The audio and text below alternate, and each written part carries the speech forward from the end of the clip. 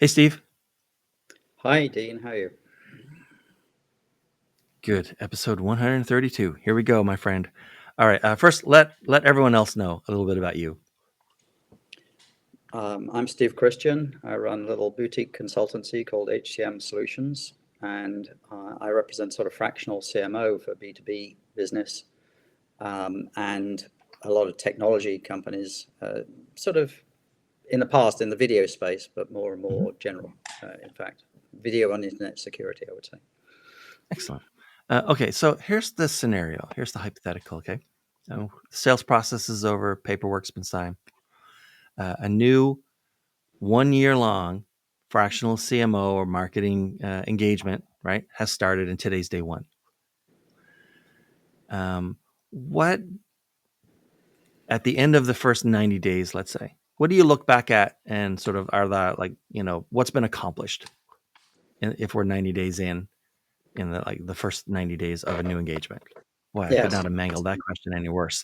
Keep going, please. it's a terrifying prospect, right? The day one sort of challenge. Yeah. And the way I try and think about it, starting a new uh, phase of work is really to think about a 30, 60, 90-day kind of structure to the program where you're being brought in to create some kind of inflection point in the growth of the company, either due to a change of Hmm. personnel or a change of circumstance or something like that.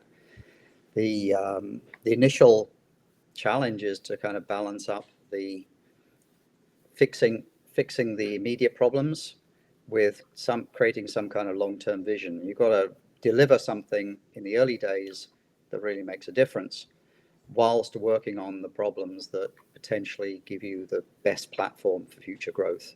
I think that's really the quintessential kind of trade-off that you're trying to make when you're sitting in that seat the Right. first day. Yeah. Yeah. And like the I work with at this point, I think I know maybe 400 fractional CMOs, and the main difference, while any CMO, like full time employee or fractional, I think starts off wanting to get a lot done in the first 30, 60, 90, especially. The fractional CMOs really, really need to get a lot accomplished in the first 90 days. They don't have like an ease into it kind of setup normally. Not at all. No, there's usually something's hurting, so you've got to go in and Yeah. fix the pain points, at least some of them anyway, initially, Yeah. with So, with a view to that longer term perspective. And I think that's sort of balancing yeah. that up is the key issue. Yeah. I don't want to burn it all up in the first 90. Raul, how you doing? Hi, how's it going? Can let folks know a little bit about you, and then I want to tackle the same kind of question. Sure. So I'm Raul Pero. I'm a fractional CMO and marketing advisor and have 20 years of experience in consumer goods marketing. And I have worked in-house at companies from different sizes, from Fortune 500 to private equity owned to family owned to startups. My industry experience is in food and beverage and the wellness space. Right. And now I help startups that are ready to scale up, and they are probably ready to redefine their brand strategy and positioning, and look at their product portfolio, their growth strategy, be smart with their spending. So that is my focus.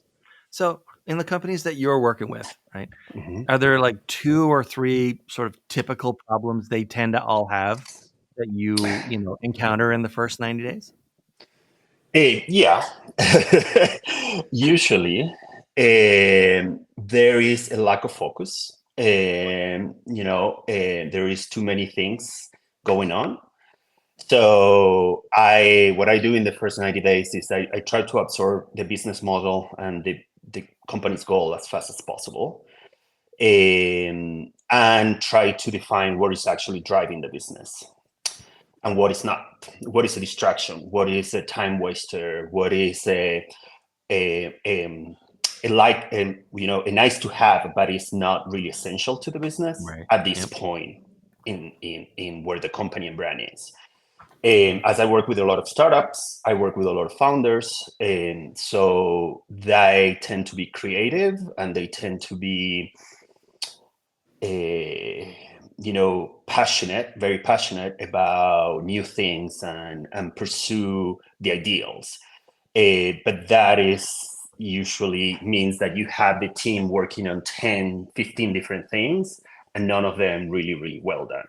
So I've seen that across the board. And so I think that being able to identify what is working, what is not working really, really fast, and get the focus on 1 to 3 things and is what I've seen, one of the most common challenges, I would say. Right.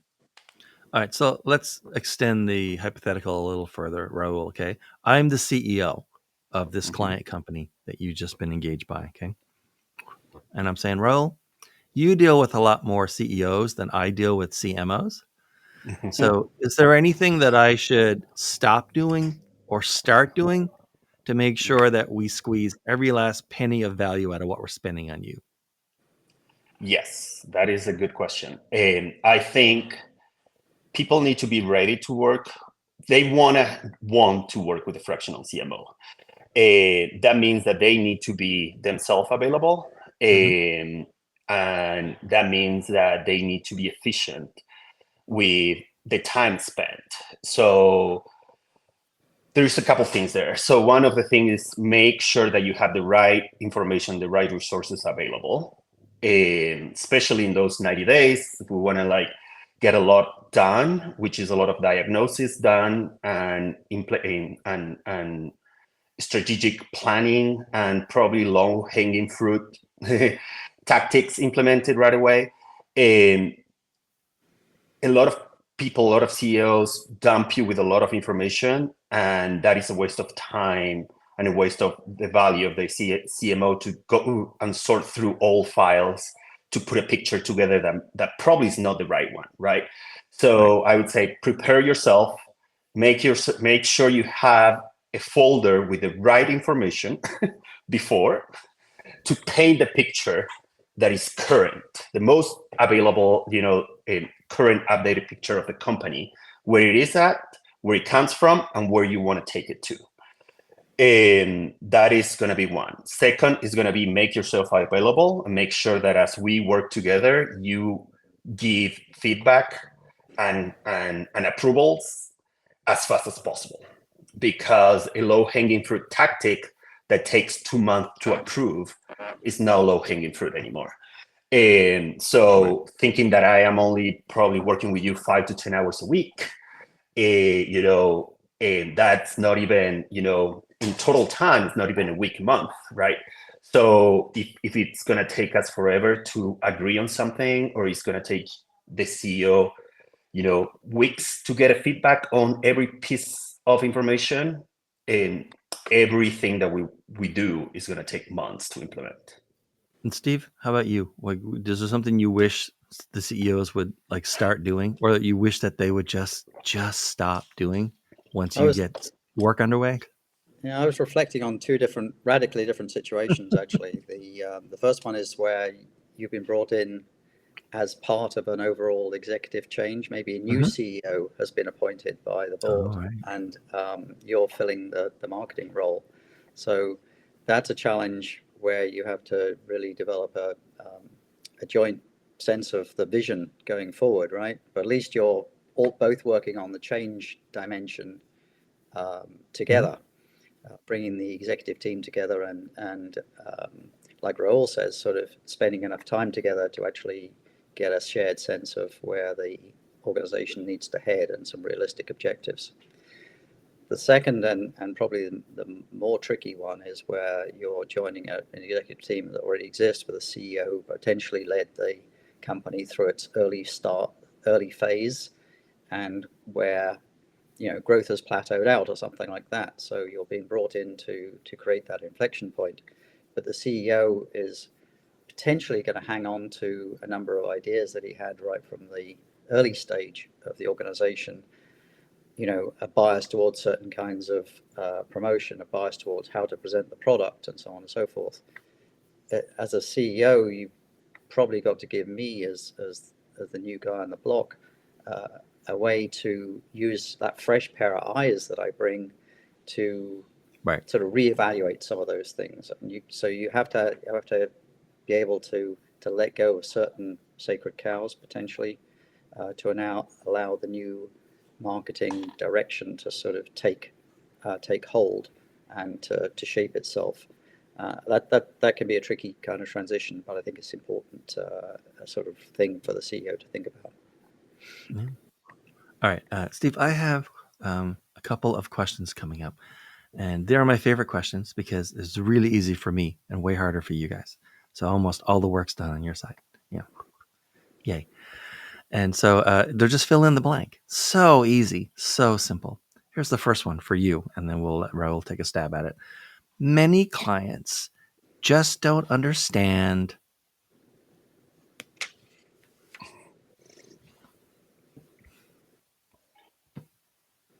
Many What's the clients answer? don't understand. Okay, so fill in the blank. Fill in the blank. Yeah. So yeah the tricky thing I think sometimes, and I see Mm-hmm. this repeatedly, is they don't really understand marketing and the role that it can play across the company, the breadth of impact that marketing can have when you take a Right. holistic viewpoint, and potentially more significant. And this again is something that I've encountered a number of times. They don't understand the marketing funnel as this thing that's distinct from the sales funnel, and that whole notion of engaging new uh, new leads, engaging prospects, building up confidence, building up awareness of the brand and what the company can do, and so on and so forth, and not just firing them sales emails as soon as they become a lead on the website, for instance. Mm-hmm. That whole notion of a structured marketing funnel potentially leading up to a high quality sales engagement is something that I think a lot of companies struggle with. And that's a kind of like um, maybe it's a sales to marketing dichotomy or something like that, but I think it's something that a lot of companies need to learn and to practice. And that's the way I kind of structure things when I get uh, into such a role. I think about how that marketing funnel is going to be structured, how it's going to be measured, how we measure success, how we interact with the sales team.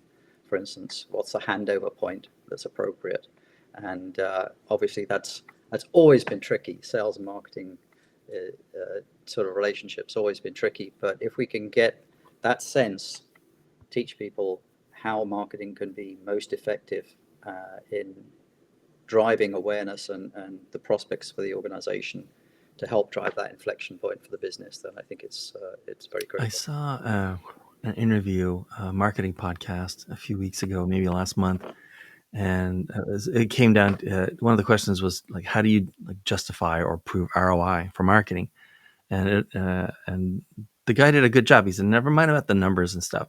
He said, if your marketing team is at the top of their game, every other team and department in the company gets to play their game on easy mode. Yeah, that's there's all these Yeah. levers you can pull in the marketing game, right? They call it classically the Mm-hmm. four P's. That other people have different definitions, but all those things we should be considering as we step into that role. It's like, do we have the right product? Do Mm-hmm. we have the right pricing for it? Do we have uh, all of the right positioning side of things? Takes a bit longer, and then how are we actually going about actually communicating through different channels to the Yeah. organization. So, it's as I say, a very holistic kind of approach, and something that isn't instantaneously let's drive more leads from the website. It's actually, how do we actually graduate that funnel and as you say, give an easier role for the people who are Yep. actually selling and supporting the product. And Raul, how about you? All right. Most clients just don't understand what. Well, a couple things. I agree with Steve in that marketing. It is, a lot of people don't understand what marketing is, and I think a lot of people think, especially in consumer goods, CPG marketing, people think marketing is social media or PR. Mm-hmm. Well, Or social media advertising. and PR is those those functions are marketing. Marketing is business management, essentially, right? Like you, as a good marketer, should be able to look at the business from a holistic perspective and be able to manage everything around the business, from brand strategy to product innovation to sales channels to distribution, P&L. So it's a very profound function. It's not limited. It is not a silo function like maybe other functions in the company can be siloed. Marketing has and has to interact with so many different functions to operate efficiently and effectively. Right. And then to take it next far, what other people don't understand is that going viral is not a strategy. I cannot tell you how many clients I have that is like, oh, I just want to go viral. I'm like, that is not a strategy. Going viral can happen, but you cannot think that that is going to be a strategy. That should be a consequence of a well-put marketing strategy. But going viral is not a strategy itself. Buying lottery tickets is not a retirement plan. Right? I mean, maybe you hit it and that's great. And sometimes you hit it and it's not where you thought it was going to be. Yeah. So a viral moment is always a bonus, but it's not a strategy. You cannot bet your company's future on going viral.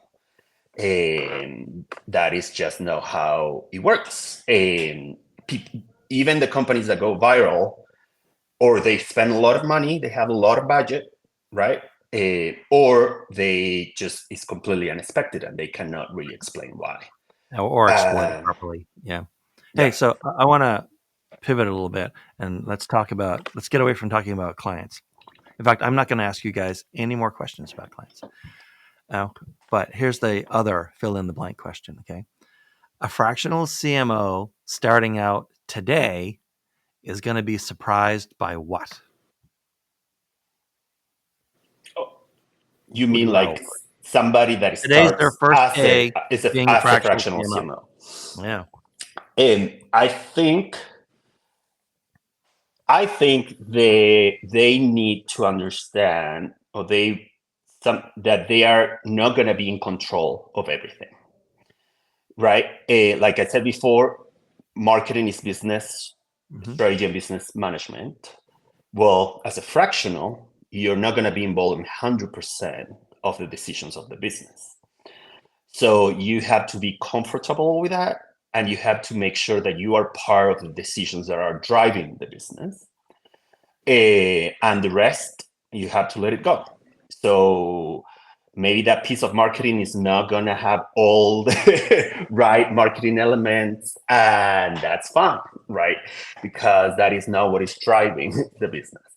Again, as a fractional CMO, you should have a strong scope of work that is very, very well aligned with the CEO, right, and that is very focused on what drives value, where you can drive value.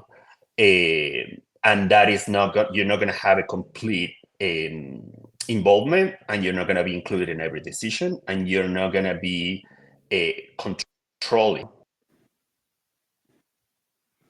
And Steve, what do you think? A fractional CMO who just became a fractional CMO today is going to be surprised or shocked by what? That you need to be comfortable Well, I think you can guarantee that the budget is going to be a shock, right? Either positively or negatively. So when you get to understand the numbers, then it's going to be a real, eye opener, if you like. So at that point what you've got to work with. Another thing that you're going to be surprised about. But you're saying the budgets are too big. That's what you're saying, right? I know you're not saying the budgets are going to be too big.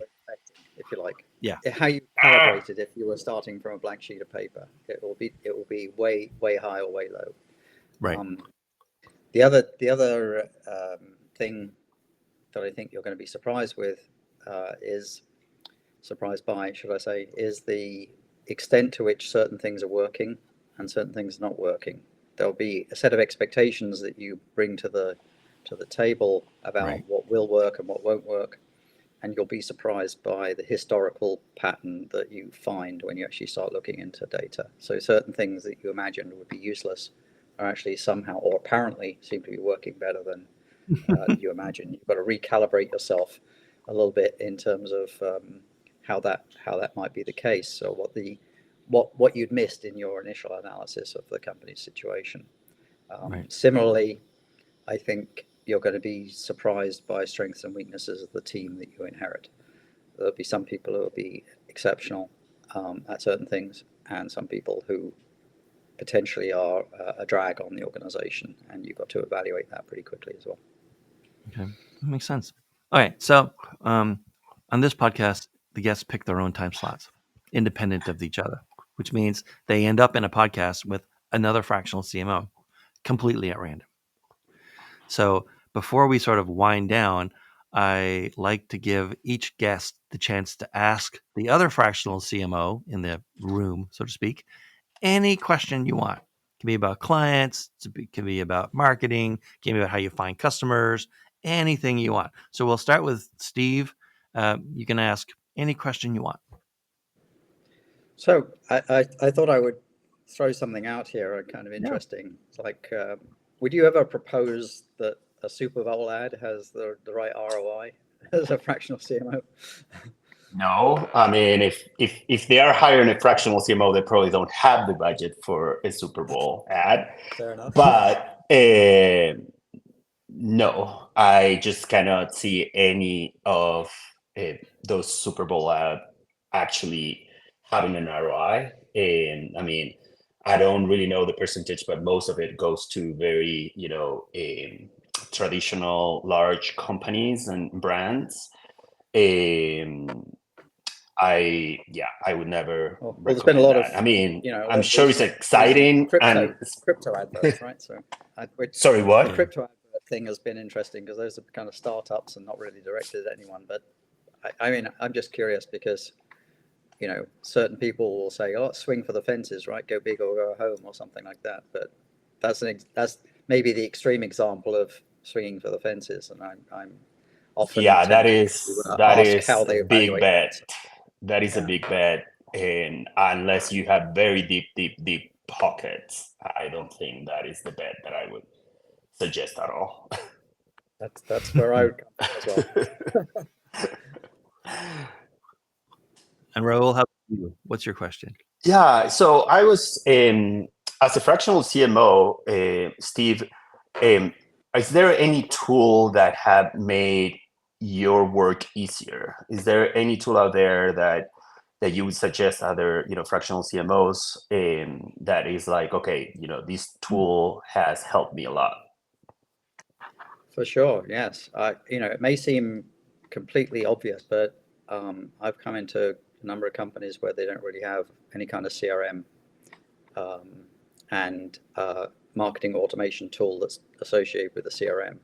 And so one of the things that I think is pretty critical is to establish the foundations of marketing tools that will actually help the team be efficient and actually know what's going on.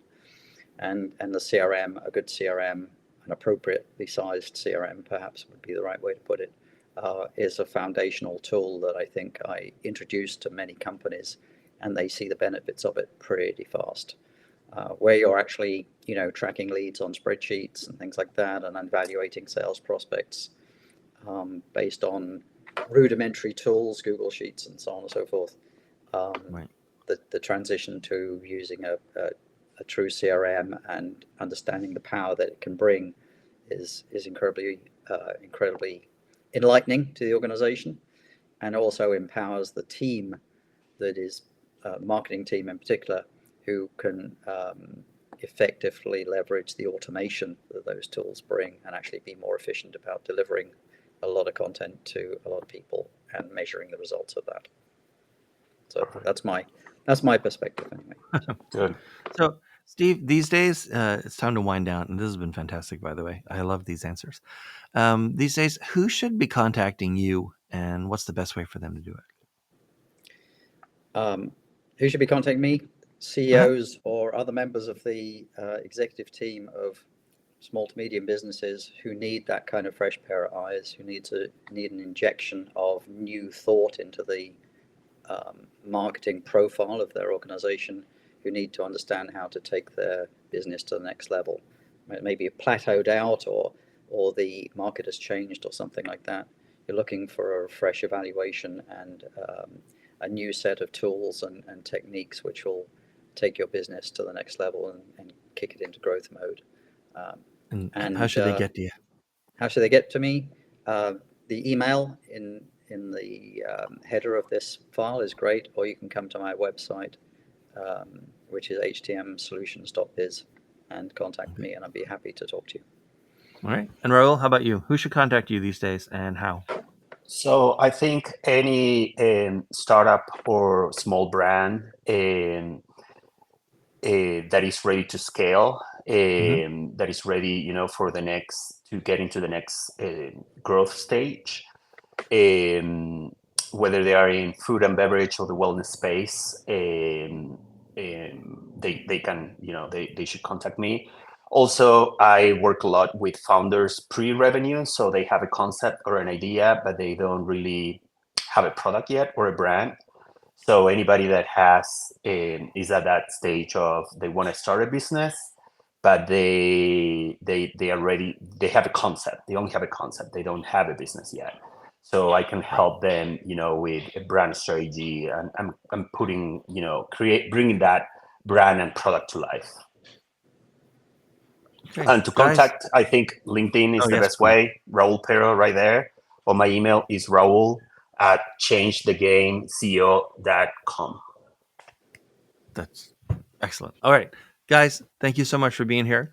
And for everyone who's watching, thank you for watching. You're probably watching this on a clip. 99% chance you're watching this on a clip.